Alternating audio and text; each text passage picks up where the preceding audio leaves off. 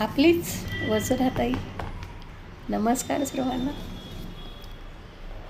आज जरा जुनी कागदपत्र हाताळताना एक जुनी डायरी सापडली आणि त्या डायरीमधली माझी ही कविता. तसा माझा संपर्क लहान मुलांबरोबर अजूनही आहे. 35 वर्ष लहान मुलांमध्येच नोकरी केली. शिक्षकी पेशा.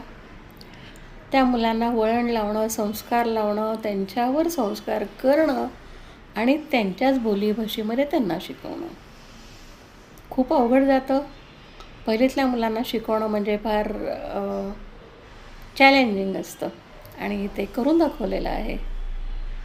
एक छोटंसं उदाहरण सांगते. वर्गात आलेला माझ्या वर्गातला एक मुलगा अ लिहायचा म्हटलं तो पूर्ण पानभर अ लिहायचा. आणि मग माझा असं झालं की याला कसं शिकवू मी, कारण आत्तापर्यंत 4थीचे वर्ग, स्कॉलरशिपचे वर्ग, त्यामुळे जरा चॅलेंजिंग होतं. मी शांत बसले. त्याला दररोज जवळ घेऊन शिकवून 3 महिन्यांमध्ये तो दुरेगीमध्ये लिहायला लागला आणि सरते शेवटी अख्ख्या वर्गातलं त्याचंच अक्षर सुंदर असा मुलगा निघाला. तर त्यावरनं एक जरा कल्पना सुचली आणि हसरं बालपण ही कविता लिहिली मी. हवं हसरं बालपण, असे वाटते कशाला आले हे तरुणपण. द्या माझं अणुनी हसरे ते बालपण, असे वाटते कशाला आले हे तरुणपण. द्या माझं अणुनी हसरे ते बालपण. आठवतो तो बालपणीचा काळ सुखाचा, आता नुसत्या विवंचना आणि काळ सुख दुःखाचा. आठवतो तो घास चिवता आईने भरवलेला, आठवतो तो वाडा चिरेबंदी असलेला.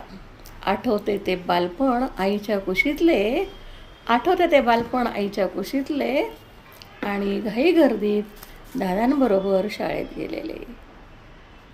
गणिताची सारी सूत्रे शिकलेली, गणिताची सारी सूत्रे शिकलेले.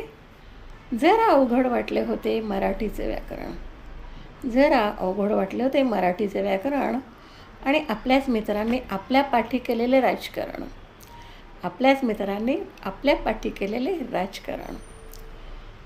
असे ते लोप पावले हो सर्व बालपण. कशाला आले हे तरुणपण, कशाला आले हे तरुणपण. तरुणपणात विवंचनात लपून गेले ते हसरे बालपण, तरुणपणात विवंचनामध्ये लपून गेले ते हसरे बालपण.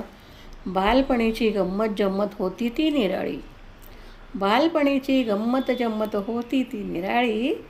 दप्तर टाकून खांद्यावरती जावे लागे सकाळी सकाळी.